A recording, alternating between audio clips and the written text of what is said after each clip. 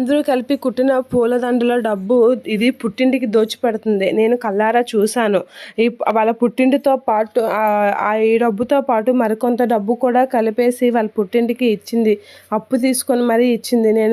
పత్రాలు రాసింది. నేను దగ్గరుండి చూశాను అని ప్రభావతి అనేసరికి బాలు అయితే అలా చూస్తూ ఉంటాడు. ఇది వాళ్ళ పుట్టింటికి బాగా దోచిపెడుతుంది.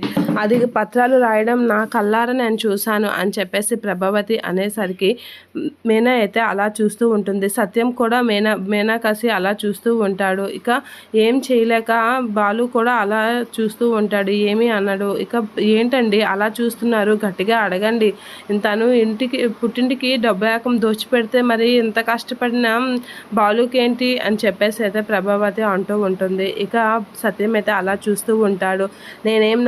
నేను నా డబ్బుని ఏం చేశానని నేను తొందరలోనే తెలుస్తుంది, అలానే ఇప్పుడు చెప్పను అని చెప్పేసి మీనా అంటూ ఉంటుంది. ఆ మాటలకి ప్రభావతి అలా చూసేసరికి మీనా అయితే మా పుట్టింటికి ఏ డబ్బు నేను దోచిపెట్టడం లేదు, కావాలంటే మా పుట్టింటికి నేనెందుకు డబ్బు ఇస్తాను అని చెప్పేసి మీనా అంటూ, మీకు ఏమైనా అనుమానం ఉందా ఆ డబ్బుల గురించి, మీరు ఆ డబ్బుల గురించి ఏదైనా అడగాలనుకుంటున్నారా అని బాలుని అడుగుతూ ఉంటుంది.